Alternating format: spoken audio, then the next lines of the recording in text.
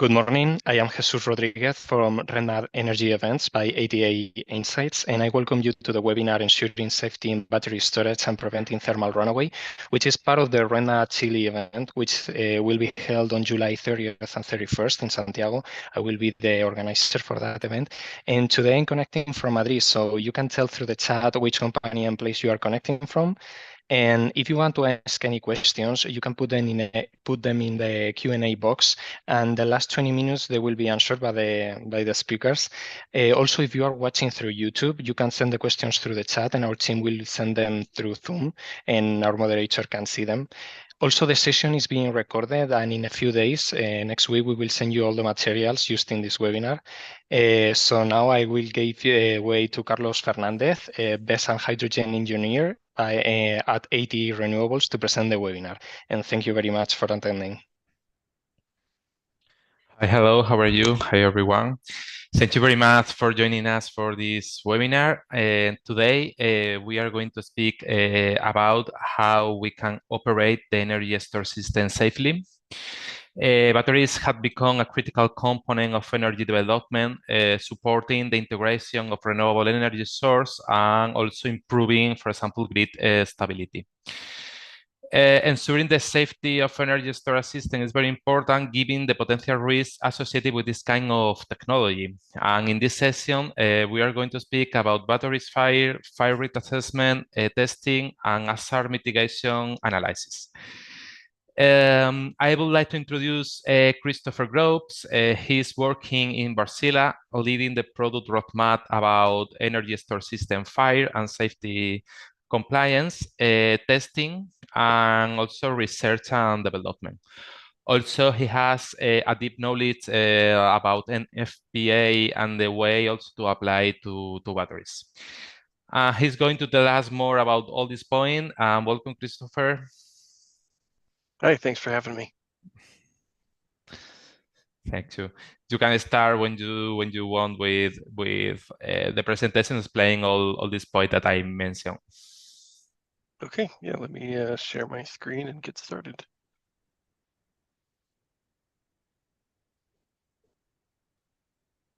Hello, everybody. Again, yes, my name is Chris Groves. I am a product manager at Wärtsilä Energy Storage and Optimization. Today's webinar will look at extensive fire mitigation and management strategies. As Carlos mentioned, I am at Wärtsilä. I lead our product roadmap related to ESS fire and safety compliance testing and R&D. I'm a spokesperson for Wärtsilä on NFPA's ESRC, or Energy Storage Research Consortium. So we're supporting industry-relevant fire protection issues and identify related research needs. I also participate in NFPA 855 technical committee meetings and task groups, including fire detection and suppression, explosion, barge, and HF production toxins. I'm also participating in 9540 and 9548 technical committees. Just a quick disclaimer, the discussions and opinions are of my own and do not reflect those of UL and NFPA. If you're not familiar with Wärtsilä, we are a global integrator for energy storage systems. We have 6.5 gigawatts, 12.5 gigawatt hours awarded, contracted, or in deployment. We were listed as a top 3 ESS integrator globally by S&P Global in 2023. We have a 15-plus year track record of growth and industry leadership, and we have over 125 projects around the world. Today's presentation will look at BSS fires, why they happen, an overview of 9540A testing, a community or fire risk assessment, a hazard mitigation analysis, large-scale bespoke tests, and education. So best fires, inevitable or avoidable? So lithium-ion battery systems can experience thermal runaway. There are external risks that can cause this, or there can be intrinsic characteristics of the cell. So some of those causes include overcharging, overheating, penetration, malfunction, crushing, or short circuit, which can lead to cell venting and eventually thermal runaway. That leads to flammable and toxic gas emissions. If those gases are ignited, it can lead to a deflagration or explosion, or a subsequent fire. So a lot of questions we get are all battery chemistries the same? And no, they're not. No matter the chemistry or the amp hour rating, each cell is unique. You cannot generalize. While there could be general trends or observation, the truth is in the details. So even a 280 amp hour by LFP prismatic cell by vendor A can have different characteristics than vendor B.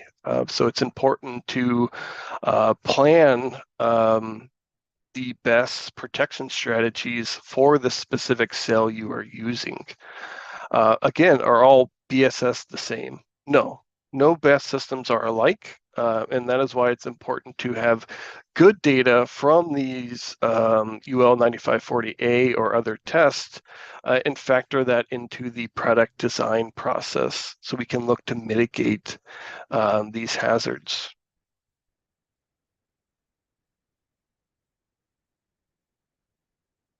Sorry, I will. So what does that testing look like? So for 9540A, what test results are you looking at, and how can we characterize these cells? So it starts first at the cell level. The cell level takes multiple cells, subjects them to thermal runaway. We're looking at gas composition, flame speeds, gas volume. The next step of that testing is module level testing. So module level testing, we're looking at heat release rates, gas composition and volume, flaming or flying debris, and the number of cells involved. So lithium-ion systems, because they produce flammable gas, fail the performance criteria on both cell and module level. So a unit level test is always required. So at the unit level, you're taking modules, putting them into a rack system, and you're testing it according to what that BEST is rated for. So there can be anything from residential units, indoor units, outdoor ground-mounted units, or wall-mounted units. So from a unit level test, you're looking at, is there visible flaming on the exterior of the unit or flying debris? Do you have propagation beyond the initiating unit? For those that aren't aware, during module and unit level testing in the latest revision of 9540A, you do have to have propagation within the module for it to be a valid test. So you're heating a single cell, and it does have to propagate to at least one or more adjacent cells for it to be a valid test.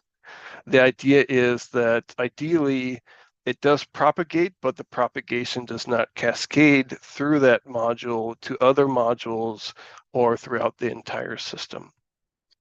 If you do have that cascading propagation or flaming or deflagration during a unit level test, you will then have to perform an installation level test. So an installation level test is going to look at either the effectiveness of a sprinkler system or a direct injection system, or the effectiveness of the fire protection plan, which can take into account, say, deflagration mitigation schemes like a NFPA 69 or 68 system.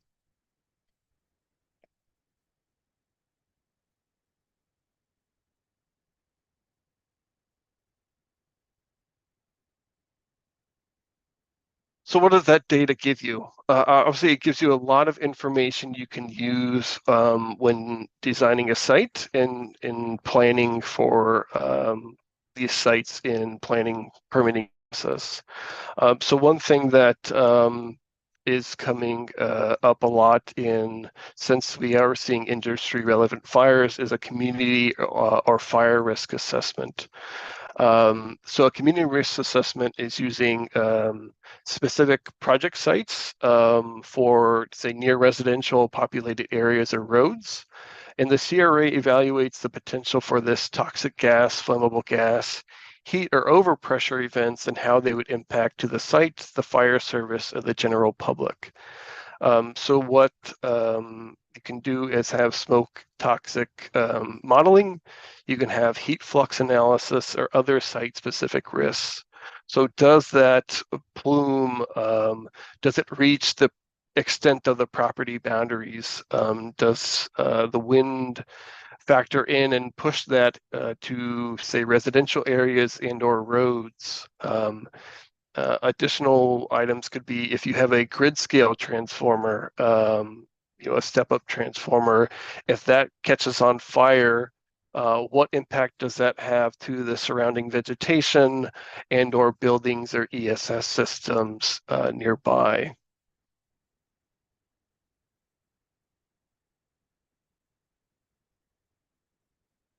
Additionally, you take that data into an HMA. So an HMA is a hazard mitigation analysis, which is required per code in NFPA 855. So an HMA summarizes all the reports provided by the BSS manufacturer. It analyzes them and outlines how that system meets the criteria outlined either in the IFC, NFP 855, or other local fire codes. So in this image in this top right, you can see this is actually an animation of a heat flux analysis done with an ESS enclosure. What effect a full flaming event has on adjacent units, considering a wind-driven flame. You can also step that modeling up. In the image below it, you can see that this has modeled a full string flaming event and its wind-driven flame to the adjacent strings. So in a worst case scenario, will that failure of that string cause the adjacent string to go into thermal runaway or catch on fire? So things that can be included on the HMA are these heat flux analysis, deflagration analysis, so a flux analysis according to NFPA 68, a ventilation analysis for NFPA 69, an FMEA, or other supporting documents for this HMA. So we have a question in the chat or the Q&A. What are the chemicals, gases when lithium-ion battery systems catch fire? So if we look at 9540A data, your primary byproducts are CO, CO2, and H2. There's some other gases, but they're in a lower level like methane. Other gases captured during plume analysis can include HF and other chemicals. Another question in the Q&A, Neil Gray asks, can you comment on the difference between 9540A and B, thanks. So I believe 9540B is the new standard for say large-scale fire testing for residential units.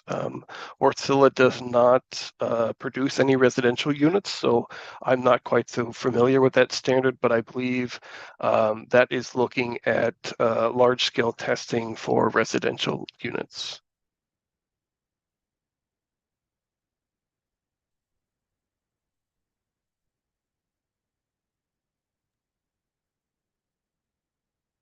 So when we talk about large-scale testing, what is that? So we know that 9540A results are industry-leading, but what happens in a worst-case scenario, like a lightning strike, multiple cell thermal runaway, somebody impacts the modules with a forklift? So manufacturers should be able to demonstrate that in a reasonably worst case scenario, there will not be unit-to-unit or row-to-row propagation. So a lot of manufacturers now are doing these large-scale or bespoke testing in the absence of a testing standard. There are a number of groups working on a testing standard for what we call large-scale testing, but there is not officially a standard released to date. We at Wärtsilä have done 3 of these large-scale tests on our quantum enclosures. They have provided us information to validate the spacing between our units and shown that there has not been a risk of escalating from unit to unit, let alone row to row. This information is imperative to create accurate emergency response plans and firefighter training, and also to validate those modeling efforts that were discussed in the HMA. So 9540A again is just looking at a single cell failure and its propagation to adjacent cells. In large-scale testing, you are forcing a fire or a full failure event, and the goal is to fully consume the fuel within that initiating unit.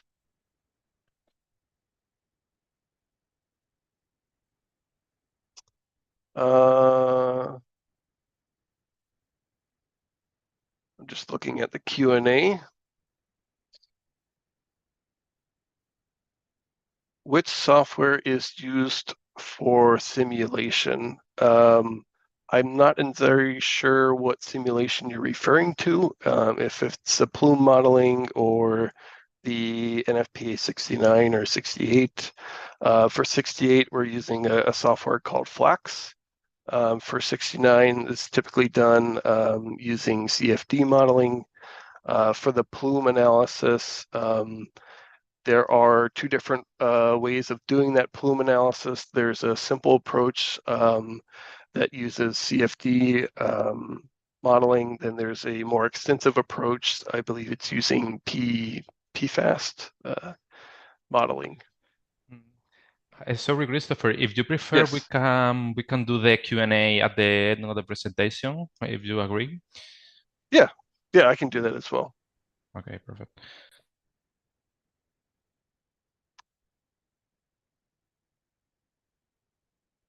So what is, we've done the testing 9540A, we've done an HMA, we've done large scale testing. So how do we educate people on that? So first, we recommend an open dialogue. We encourage early and frequent discussions with AHJs. There can be various knowledge by AHJs in lithium-ion battery systems. There can be, obviously, depending on what vendor they've worked with in the past, if they have worked with it, if they're a large city fire department or a volunteer fire department, the experience with these systems can vary greatly. So you want to ensure that you have an upfront discussion early on in the project with the AHJ What concerns do they have, and look to mitigate those concerns. We've unfortunately seen some of these adversarial approaches that developers only want to do something if mandated by the AHJ. It's not something we support. We want to ensure that they are happy with the system and happy with the mitigation strategies that are proposed. We also want to address the gaps between manufacturers and code compliance. So make sure that if possible, you are taking that information from ESS manufacturers. You're having a third-party FPE review the analyses they have done, ensure that the systems are code compliant for the locally adopted fire code. As I mentioned, there are multiple fire codes. There's the IFC, there's the CFC, there is the NFPA 855, or there may be country-specific fire codes that have been adopted that may vary from, say, US standards. You also want to address any real risk versus perceived risk. So I know lithium-ion systems are getting a lot of media attention. It's the new latest, greatest technologies. We're also seeing EV fires. So we want to ensure that these perceived risks are in line with actually the real risk that we're seeing through our testing. So again, not all batteries are the same, and not all ESS systems are the same. And then also filling the gaps by providing first responder training, 24/7 fire support, and educating developers on industry best practices and code compliance. So for sure, the very number one is the safety of the personnel on site and anybody responding to a potential ESS fire or incident. So providing a written ERP early on in the project, and then ensuring that the fire department is trained on that emergency response before the units arrived, and then follow up with that additional training once the systems are installed and everything is fully operational. Additionally, there may be another level of training for the operators and O&M staff of the ESS site, which is going to differ from that training you provide to the fire department. So we would not expect operations level staff to approach units if there is a fire, open doors, etc. So we want to ensure that they are aware of the hazards and they respond accordingly when they need to escalate things to the emergency response, and ensure that they are providing the necessary information to the fire department when they arrive on what is happening with those systems, whether that be information from the BSS, the EMS system, visual observations, so the fire command can take appropriate actions according to the ERP. And again, just providing education. All of this, these webinars, these documentations is providing education to developers in the industry on best practices and code compliance. So there's always going to be a slight lag in the fire code compared to industry best practices. These tools are used to ensure that even with the absence of locally adopted fire codes in your country, you can look to places like NFPA 855 or other fire codes for the latest and greatest codes, and look to adopt those for your systems, even if they have not been formally adopted. I know that, for example, in the UK, there's some guidance by the NFCC. There is in the Netherlands PGS 37-1, which is they released for ESS systems. Other countries are also adopting at least some guidance documents and permitting these systems until the fire codes get up to speed with this new technology.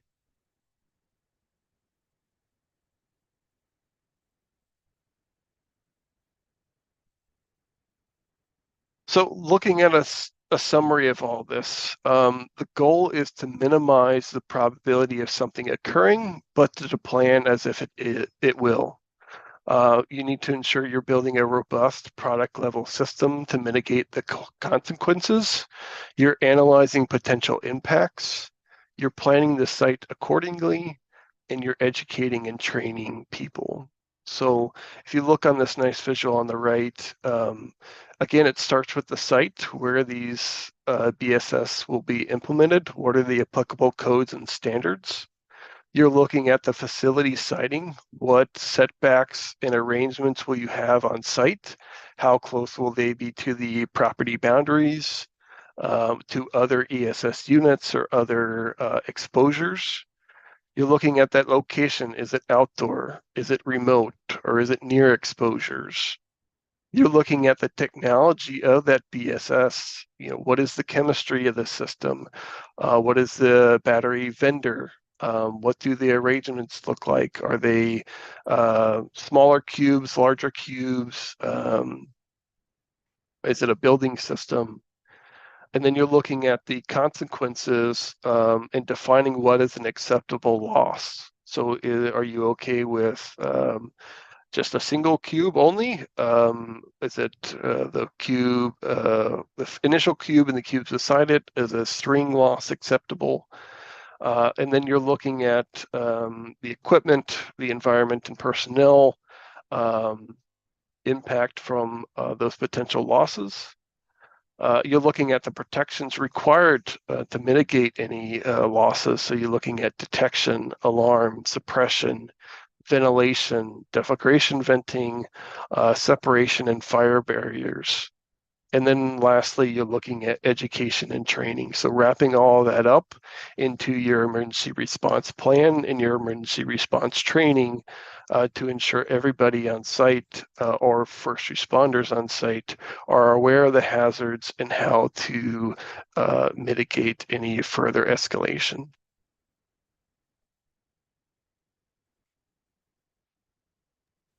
Okay, thank you very much, Christopher, for your presentation. And now we are going to start with the Q&A section. We have here in the chat so many questions. We are going to start to answer them. Also, if you have more questions, please use the Q&A box. Regarding the software simulation that spoke that asked before, he clarified that the software simulation was regarding the thermal propagation and thermal runaway kinetic mechanism reaction. What software do you use? Yeah, so the software is going to vary from what modeling is actually required. So as I mentioned, for NFPA 69, it's typically a CFD analysis. For NFPA 68, we would typically use a FLAX analysis, which is a performance-based analysis. For the plume modeling, that can vary in the extent of the modeling efforts. I don't have the exact name of that software, but I can find out that information and get back to you on that. Okay, thank you so much for your answer. It is. We have here another question. Is it expected that the best supplier carrier this test out for its technology type and then supply it to the client? In this case, for example, the owner. I believe this is referring to 9548 testing. So the manufacturer of the battery itself, they typically are the ones performing the cell and module level testing. If they are providing also, say, like an indoor racking system, they would provide the unit level report for the indoor rack. If these are modules that have been integrated by a BESS integrator into their own enclosure design, that enclosure manufacturer or best supplier would be the one performing their own unit level test for this system, or an installation level test. Okay, thank you very much for the answer. Okay, here. Okay, I'm reading. Okay, regarding the suppression, what suppression do you recommend? So Wärtsilä has taken a let it burn approach for suppression. So we do see a lot in the past that clean agents or aerosol systems were being installed, as well as water suppression. Based on these large-scale testing, we can show that even in the absence of using suppression, we aren't escalating from one unit to the adjacent units. So we have a let it burn approach, let the system allow to consume the fuel. So the number of reasons include not having to deal with the environmental runoff of fire water, not considering additional hazards for using water of stranded energy. So even if you suppress the system, there is still the possible for reignition at a later time. Looking at clean agents and aerosols, they can actually escalate the situation. So they can snuff out the fire, but that can allow additional gases to be released in the enclosure and create a higher hazard or deflagration hazard for the system. So if you are using an aerosol or a clean agent style system, the recommendation is to fully test that unit with those systems installed to ensure you're not increasing the hazard during a failure scenario. Okay, that's interesting. And regarding the sample number, is there sample number requirement for UL 9540A unit level test, like for example, duplicate or triplicate? Otherwise, yes, is that the question? Yes. So for unit level testing, you are not required to do more than, say, one sample size, at least in the final report. So a single unit, the same module.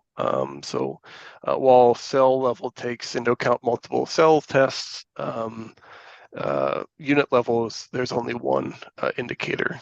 So. Okay, perfect. Otherwise, how do we know the result is representative?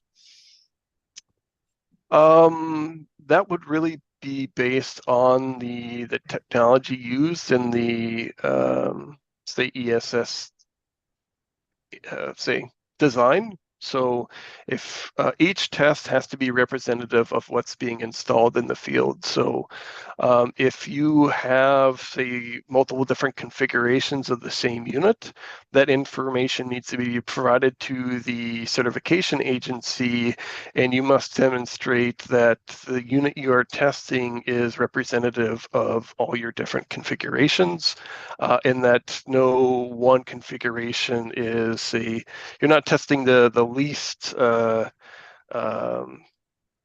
least hazardous system. So if you have, for example, a system that has 4 battery racks and you only test it with 1, but you can go up to 4, yeah, your system needs to have 4 racks populated during that test. Okay, thank you very much. Okay, here we have more question. For example, how can you ensure the system we select meets the minimum fire safety requirements? Yeah, so obviously you want to have ideally pick a system that has a minimum UL 9540 listing. or an equivalent CE listing for the system. So NFPA 855 does require that the system be UL listed. Obviously, in other countries where UL is not adopted, you should have an equivalent CE listing for that system. When we specifically look at fire systems and standards, it's always recommended to have a third-party FPE that is in the BESS space and knowledgeable about these systems, provide a third-party review on the documentation that has been provided by your BESS manufacturer. So there are a number of FPEs or companies like DNV who can provide that third-party review of that documentation. Okay, thank you so much. Okay. Here, for example, there are another question regarding lithium battery fires. Because some people could think about this technology is not prepared. Are there any research or development regarding the fire? Because, for example, some people see about electrical vehicle burning in different places. I'm sorry, Carlos, I didn't catch the question. What was the question? No, the question is if what is your opinion about the lithium, if the lithium is safe or not, regarding in your experience? I think if it's a question from Batu Farlek, I believe you're asking. So, is there any research or development on technology to cease lithium-ion battery fires? So, for sure, working with these battery manufacturers, they're always looking to improve the safety of their systems and their fire risk. So they've just in a short time frame, they're looking to limit propagation within the modules and also improve their BMS and reliability of their systems. So whether that be implementing, say, aerogel between cells to limit propagation, whether they're adding additional protection measures like mica sheets or rerouting cables, they're improving the quality of the cells. They're actively exploring these technologies and also exploring new technologies like say sodium ion, which can also look to lessen the fire risk of these systems. Okay. Thank you very much, Christopher. We have here another question, and it said, what information can be provided to insurance company to accurately represent the risk? Yeah, so the first document would be 9540A. That is the primary one that insurance companies are looking for. Additionally, I would say that this large-scale testing would be most representative of a worst-case scenario. We're seeing more and more insurance companies requesting this. So again, that is looking at not just a single cell, but a multi-cell thermal runaway or fire event that the unit is fully consumed. Thank you. Okay, I'm reading different question. Okay. I have here another question. It said, I understand from your information that if one cell is bad, then whole unit is at risk. So what level of quality control is needed for batteries so whole system will be considered safe? Sorry, I'm just looking at the question in the chat. Yeah, from Batu.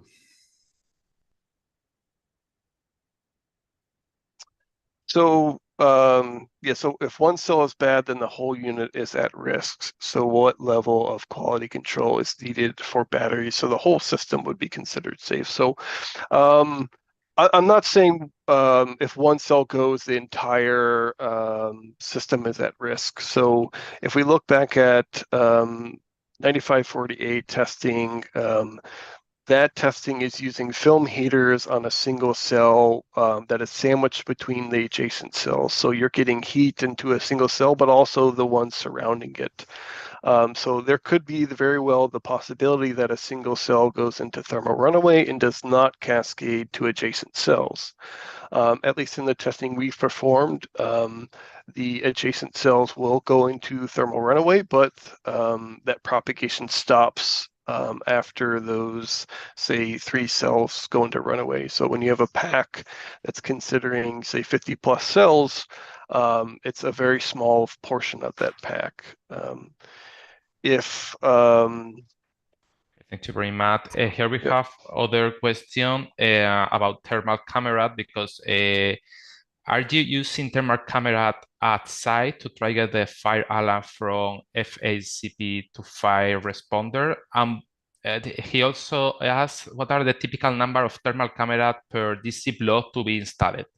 Also, he needs some clarify on this kind of on the false alarm case if happens. We are currently not deploying any thermal cameras inside of our ESS. There can be thermal cameras at the site level overlooking the ESS on the site that can trigger an alarm to the FACP. We are using in-unit detection, which would typically have a quicker response. A thermal camera is only going to trigger if there is a flaming event at the actual unit. So typically you would use like a triple IR triple IR camera, which gives you a range of triggers for that system. The number you would need really is going to depend on the camera that is selected. Each camera has specific viewing angles and distances that they've been tested to. Ideally, you would pick one with a 100-meter distance, so you can use, say, the less amount of cameras overlooking more units. But the recommendation is typically you would have in-unit detection and just use those as a backup. Primarily, the more advances I see or recommendations is to integrate those with CCTV. So you have the ability to remotely view the site and confirm if there is an actual flaming event or not. Okay, thank you very much, Christopher, about this question. We have here another question. I'm going to introduce this question because here we have public information on a recent fire event happened in a battery located in Germany. It is shown how the fire expanded to explosion when the fire brigades opened the container following their standard procedure. Oxygen came into the containers. Besides pointing out this aspect to local fire brigades in its project and in the FRAS, what other thing can be done to avoid this to be happen? Yeah, I saw the news report on that incident. I was at least the news report pointed that that system was actually not commissioned. It was just in storage on site. But I haven't seen a full report. But so there's a couple of things. So if you're just having a system that is not fully commissioned, we'd recommend say a construction emergency response plan. So that is looking at emergency responses when there are no subsystems active, where the units are staged, and how to approach those units. So for example, if you have a laydown yard at an EPC site, the recommendation is to space units further apart. just to prevent any, say, cascading fire if one did catch on fire. Also, because there are no subsystems or systems that can be monitoring, the response tactics would be, don't approach the unit, monitor remotely for certain criteria until the system has been deemed safe.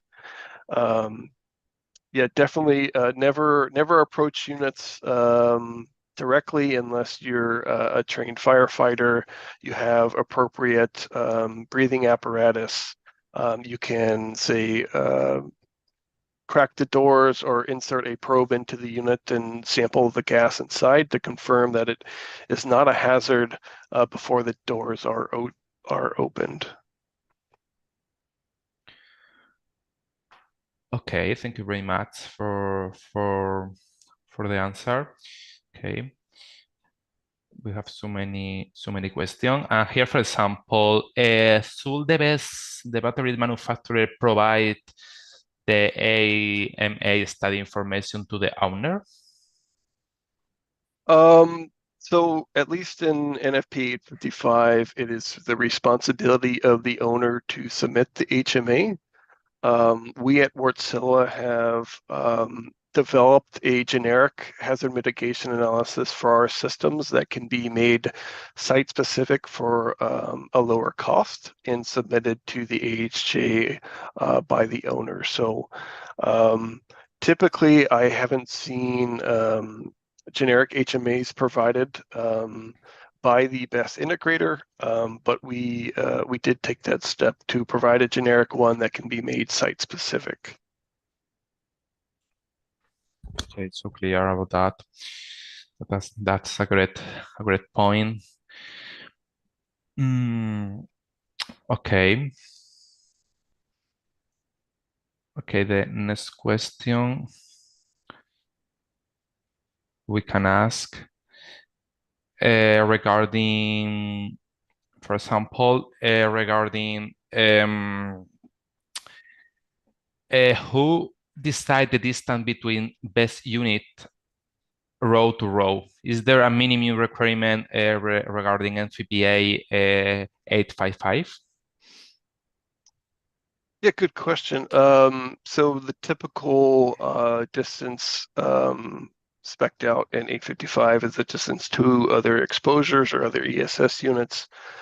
Between strings, it's typically set at 3 meters. It can be reduced, but you need to provide supporting evidence of that. So supporting evidence can include 9540A data. It can be provided by heat flux analysis, and it can also be provided by these large-scale testing. So you can deviate to a lower distance, but it is at the discretion of the AHJ to approve those distances. Okay, so interested. Other attendants say that it is known that the bespoke test result can provide valuable information that can be extrapolated to other units because it's sharing similar design features as the test units. Is there any in-house research related to this? So extrapolated to other units. So I guess it really depends on what you define as another unit. So at least the testing Wärtsilä has done, we did start with a 280 amp hour module. We have since done testing at a 306 amp hour module. As if there is a variation of the cells used within that unit that are similar, we can look at those results and determine if it is the same heat release rate or higher. But in general, you would want to test in, say, the worst case scenario. So I would not say that a test at 280 amp hour is replicated by that of a 306 amp hour.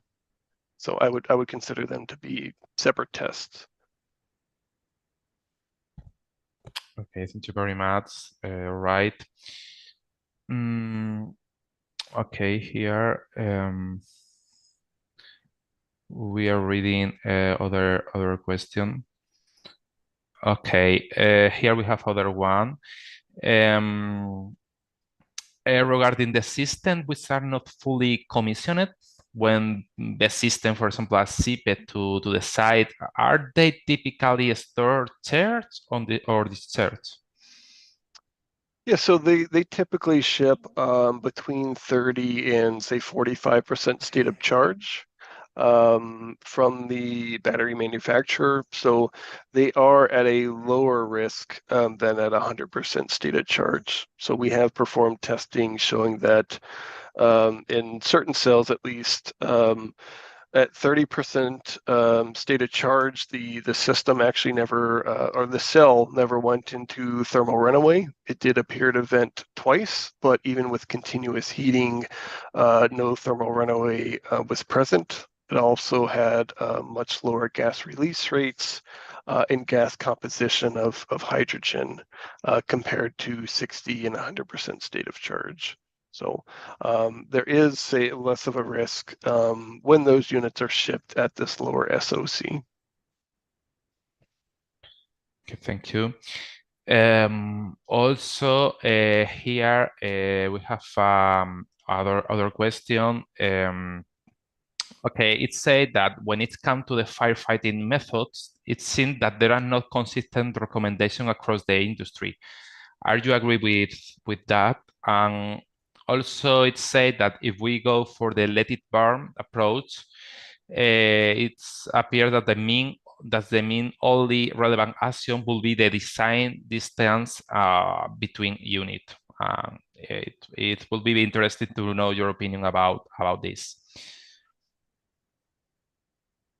Yeah, so I think, through these large scale testing, we are able to go to this let it burn approach. I don't think that's applicable to every type of unit. For example, systems that are, say, using an NMC chemistry, typically those fail unit level testing and have to do installation level testing.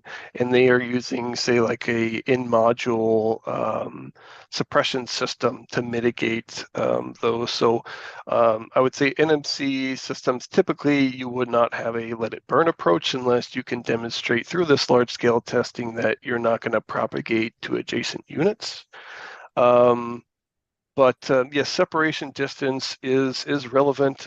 If suppression is to be utilized, our recommendation is a defensive approach where you can spray adjacent units or other exposures as a cooling effect, but not an offensive suppression of the initiating unit. I think it is the question is answered from your point of view. Okay. Okay, we are reading different questions here to ask. Okay. Okay, here. Yeah.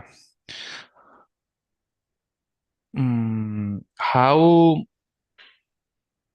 are the fires? This is a question from Remigio. How are the fires studied involving in absolute and relative terms? For example, event per installed gigawatt per hours.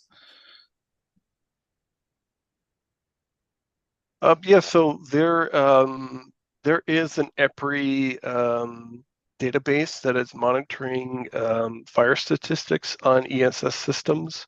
I believe in a recent workshop that was done by PNNL in recent weeks, they did review some of those statistics. So it did show that while we have seen an increase in the number of events, if you compare that to the amount of deployments in gigawatt hours, the percentage has actually decreased. So as more and more systems are deployed, we're not seeing, say, an exponential increase in the number of events. Okay. Thank you so much. Okay. And also, I would like, it is interesting to know what have been the causes of recent fires in the industry. Yeah, good question. We're really relying on industry reports, news articles on potential causes of fire. So it's varied, I think. I've seen some have been related to manufacturing defects from the units that allowed water inside, causing short circuiting. In previous fires, there has been other instances where, for example, the chiller system was leaking, spraying coolant onto adjacent modules that led to short circuiting. Most of these reports aren't readily available to the public, so it really just depends. But in general, what we have heard is most are related to some type of water ingress to the units. Okay, perfect. Also, we have other question regarding the chemistry of the batteries. What other best chemistries are out there or up and coming in the future? And how do the thermal risks of that compare to the current lithium-ion batteries? Let me just see. So, I would say that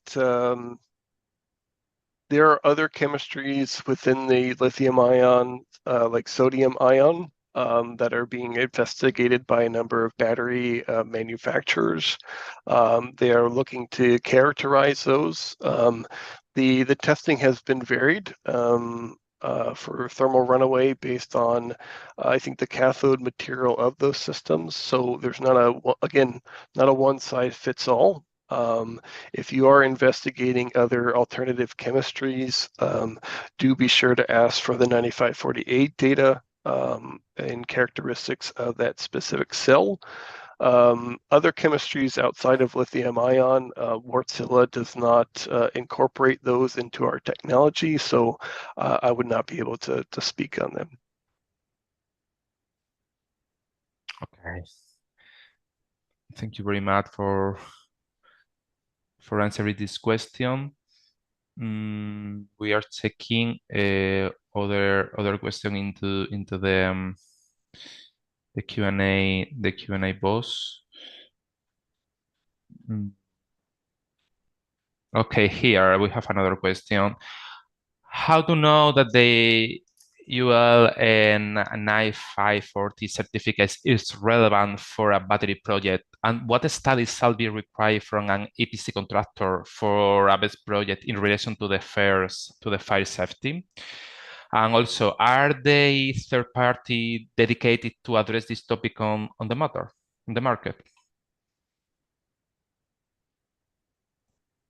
Yes, so the first part is, how do you know that the 9540 certificate is relevant for the BESS project? That is, it's really relevant in what country they're being installed. So typically in North America, you're looking at UL certification. So if it's in North America, just assume UL and 9540A is applicable. If you're in, for example, the UK, that'd be the UK CA or CE mark, and outside of Europe would give you that relevant certification required for the system. You can also find that out by any locally requirements from the fire code.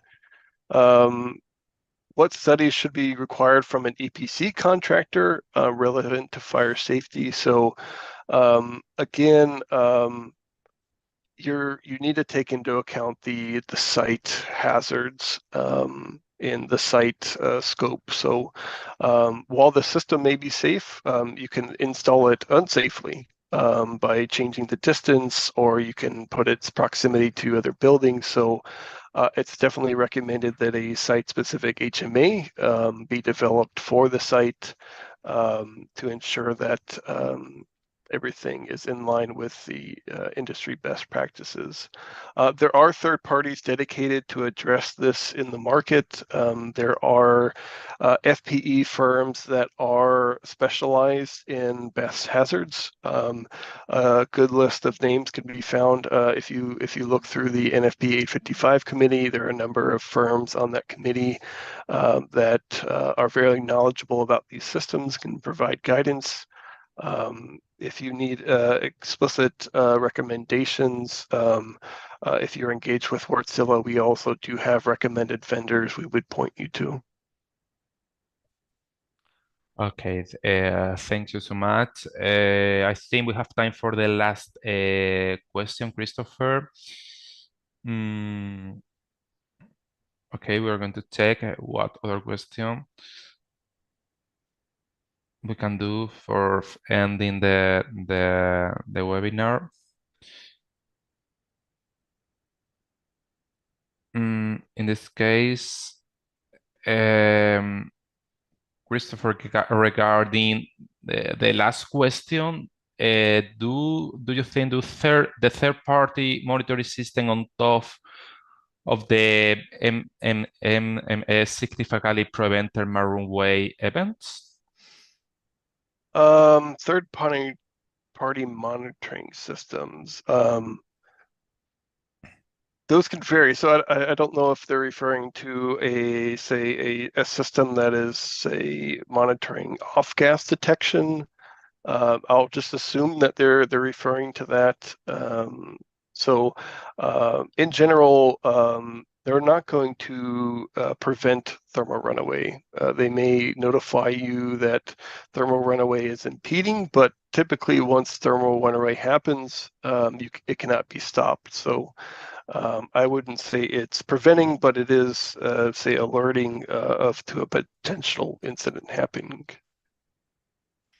Okay, thank you so much, Christopher, for the webinar and also for asking the question. Okay, well, thanks all for attending this webinar. I hope you liked it. If you liked it, there will be more on this topic on RedMat Chile on 30th and 31st of July in Santiago. And also, just a reminder, all of the recording of this webinar as well as the presentation will be shared with you next week. And also the reminder questions that we didn't have time enough to answer them will be shared with the speakers, so you can get an answer through other mediums like email or like that. So thank you so much, and with this, good evening and good day.